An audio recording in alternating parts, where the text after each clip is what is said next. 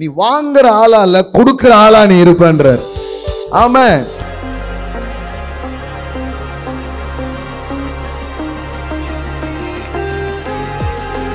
மக்களுக்கு கடன்ல இருந்து வெளியே வர முடியுன்ற ஐடியாவே கிடையாது. இந்த கொரோனா டைம்ல சொன்னாங்க இல்லையா, அது ஒன்றும் சரி பண்ற மாதிரி தெரியல, லிவ் வித் கொரோனா அப்படின்ட்டாங்க. அதோடய அப்படியே வாழ்ந்துக்கோ, உங்க வீட்டில் என்னெல்லாமோ இருக்குது, இதுவும் ஒரு வாரமா இருந்துட்டு போட்டோம் அப்படின்ட்டாங்க. அது மாதிரி மனுஷன் கொஞ்சம் எதிர்த்து பார்ப்பான், முடியலன்னு என்ன பண்ணிடுவான், அட்ஜஸ்ட்மெண்ட் தான். இது இப்படியே இருந்துட்டு இருக்கோன்றது இல்லை, தேவன் உங்க பக்கமா திருப்ப போறார். ஆமென்.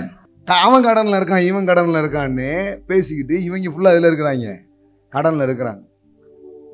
எவனும் கடன்ல இருந்துட்டு போட்டோம். ஒரு சொல்ல இந்தியாவே கடன்ல இருக்கு தெரியுமா? ஒவ்வொரு இந்தியர் பேர்லயும் கணக்கு பண்ணா எவ்வளவு இருக்கு, இவ்வளவு கடன் அப்படின்னு கால்குலேட்லாம் பண்ணி என்ன பண்றாரு, சொல்றாரு. கடவுள் சொல்றாரு, நீயோ கடன் வாங்காதிருப்பாய். ஆமென். நீ அநேக ஜாதிகளுக்கு கடன் கொடுப்பாய், ஆனா நீ என்ன பண்ண மாட்ட, கடன் வாங்க மாட்டாய்.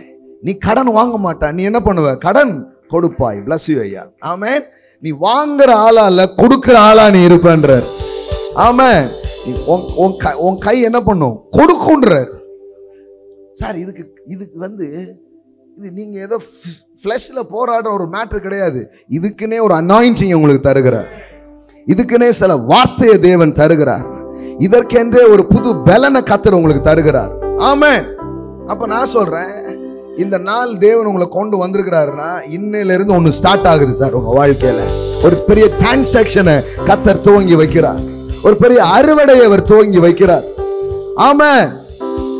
உங்க கூட அவர் நிக்கிறாரு சார், உங்க கூட அவர் நிக்கிறார். பாத்துருண்டா, பாருவோம்னா நான் பாத்துருவோம். ஆமென். எத்தனை மன்னர்கள் அரசர்கள் உன் பொருளாதாரத்தை உன் பெருக்கத்தை தடுக்க நினைச்சாலும் தடுக்க முடியாது. கர்த்தர் சொல்றார், ஏன் கை வல்லமையை கண்டால் ஒழிய அவன் உங்களை போக விடான், என் கை வல்லமையை நான் காட்டுவேன் அப்படின்ற